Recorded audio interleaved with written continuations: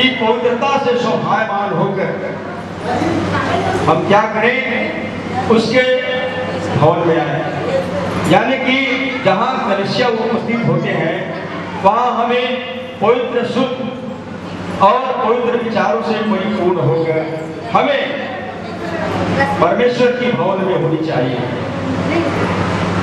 प्रियो, इन सारी बातों के लिए हम क्या करते हैं, पहले अपने आप को तैयार करते हैं। यदि हमारे हृदय में किसी भी प्रकार की, किसी के विषय में किसी भी प्रकार की कोई गलत धारणाएं हो, कुविचार हो या किसी भी प्रकार की बुराइयां हो, तो पहले हम क्या करें, उसको अपने हृदय से हटा दें, निकाल दें।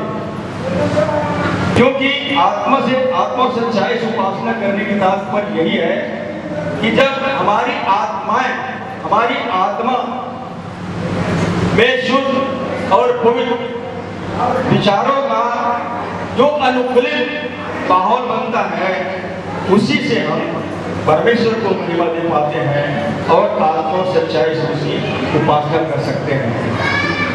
बाइबल हमें बताती है कि कोई भी आदमी शरीर के अनुसार परमेश्वर को प्रसन्न नहीं कर सकता, और बाइबल हमें बताती है कि हम क्या करें, अपने शरीरों को जीवित और पवित्र और परमेश्वर का भावता और बलिदान करके, तो हमें ये बात ध्यान में रखनी चाहिए कि हम अपने आप को परमेश्वर के लिए पवित्र बनाएं, अपने विचारों को शुद्ध करें, तब हम उसकी संगति में उपस्थित होते हैं। तो जैसे बाइबल कहता है कि जो प्रभु के साथ संगति करता है वह उसके साथ एक आत्मा हो जाता है। जितने बाहर में हैं वो सब अंदर आ जाएंगे। इस समय हम सब मिल करके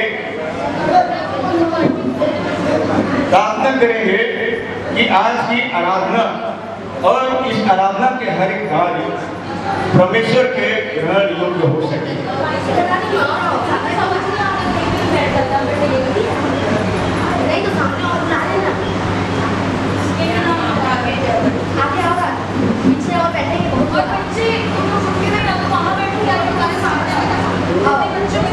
पवित्र बाइबल हमें बताती है कि ये आकाश मंडल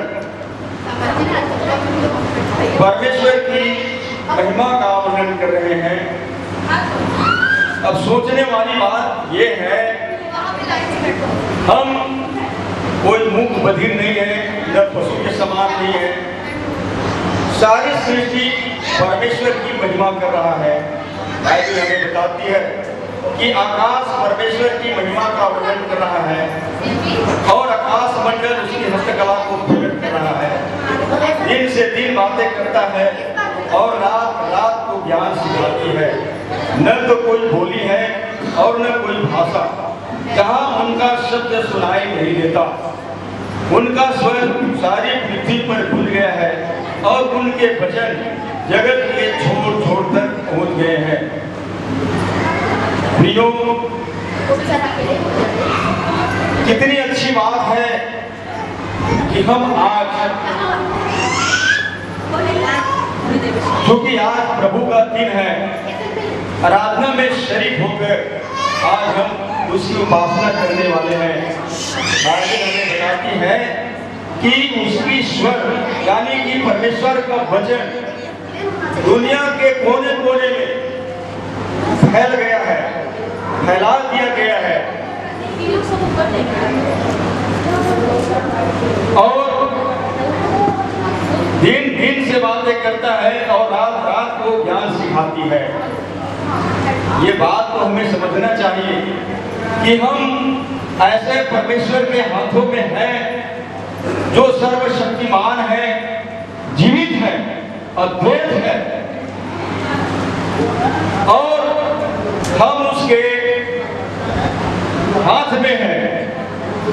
भजन का लिखने वाला राजा दाऊद कहता है कि परमेश्वर ही हमारा शरण स्थान है और संकट में अतिशय से मिलने वाला सहायक है। तो प्रियो, जितने जो परमेश्वर के पास आते हैं उसके लिए एकमात्र कोई शरण स्थान है तो वो है परमेश्वर। परमेश्वर ही हमारा शरण स्थान है।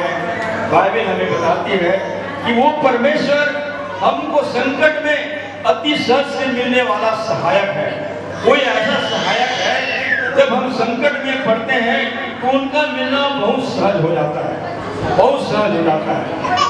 आज हम देखते हैं बहुत से लोग आज भी तकलीफों को लेकर भटक रहे हैं। उनका मानो कोई शरण स्थान है, कोई शरण स्थान नहीं है। परंतु बाइबल हमें बताती है कि जितने परमेश्वर के भय मानने वाले, परमेश्वर के प्रेमी या परमेश्वर के विश्वासी हैं, उनके लिए वो शरण स्थान है और संकट में अति सहज से मिलने वाला वो सहायक है। प्रियो, उस परमेश्वर का आज हम आराधना करने जा रहे हैं। हम सब अपने अपने मनों को तैयार करें उसके भजन के लिए, उसके साथ संगति के लिए, उसकी स्तुति के गीत गाने के लिए। प्रियो, आप सब जानते हैं कि आज आराधना का दिन हम सब विश्वासियों के लिए महत्वपूर्ण दिन है। यदि कोई हमारे लिए कोई महत्वपूर्ण दिन है वो है आराधना का दिन, जिसमें हम सब इकट्ठे होकर परमेश्वर को महिमा देते हैं। तो थोड़ा साइलेंट हो जाएंगे।